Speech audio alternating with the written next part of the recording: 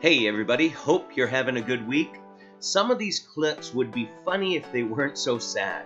Today we look at Kris Vallotton saying that Adam procreated the animals and a bunch of other stuff.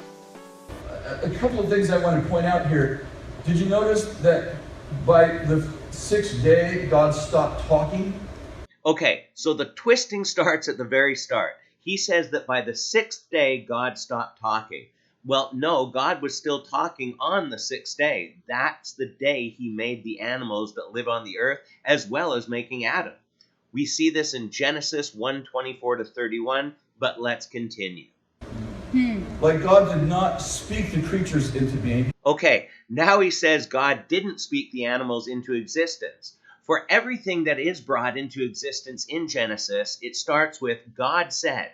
That is God speaking things into existence. God said, let there be light, and there was. God said this, and it was so. God said that, and it was so. He did not speak Adam into being. So now he's saying that God did not speak Adam into existence, but we see here in verse 27 that he did. And the Hebrew word for man is Adam. It also means mankind. So when looking at it this way, I think we can say God spoke man, Adam, into existence. And he's using Genesis 2:7 to justify this. And it is an interesting point, but the way I understand this is that God created man in his image. God is spirit, and when he formed man, that was the earthly body that God breathed that life of his spirit into the body. And that combination made him a living creature. But now you're going to hear some really strange things. He literally molded them from dirt. I'm simply saying that sometimes when God's silent, he's doing his best work. Wow. And so God begins to form creatures from the dirt, and he passes them by Adam. And I'd like to suggest to you that when Adam's calling the creatures names, that he's not calling them like Spot, Fifi, and Trigger. But that literally Adam, and the connotation in the Hebrew is that Adam is calling them names. He is actually procreating with God. Yep, you heard that right. Adam is procreating with God. No, Genesis said that God created the creatures of the earth. But wait, it gets better. He's actually prophesying their divine destiny. What?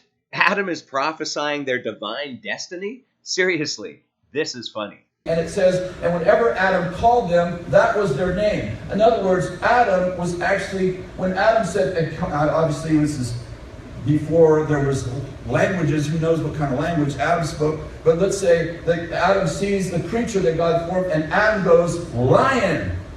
And when Adam says lion, suddenly that creature takes on the dynamics of a lion. This is pretty far-fetched. Let's look at the verse, Genesis 2:19. Now out of the ground the Lord God had formed every beast of the earth and every bird of the heavens, and brought them to the man to see what he would call them. And whatever the man called every living creature, that was its name. So that's it. It was just a name, not God powers and speaking features of creatures into existence. Are you with me? Yeah. So Adam is procreating with God.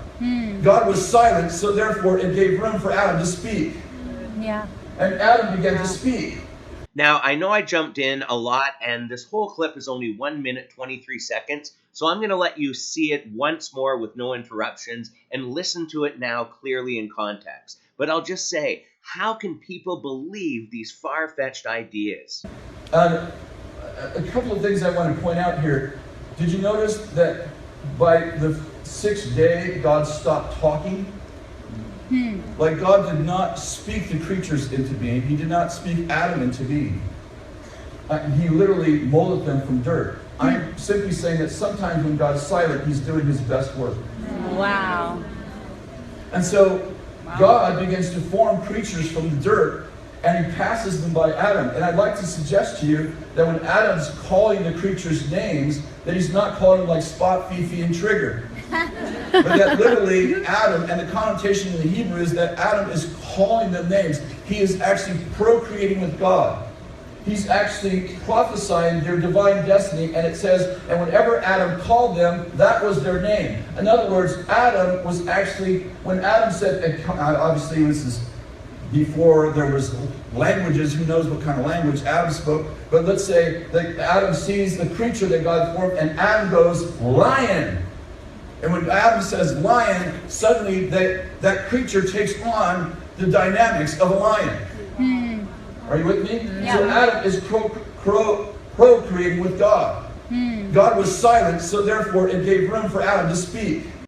Well, that's it for today. And as always, leave your thoughts in the comments below. But until next time, take care and God bless.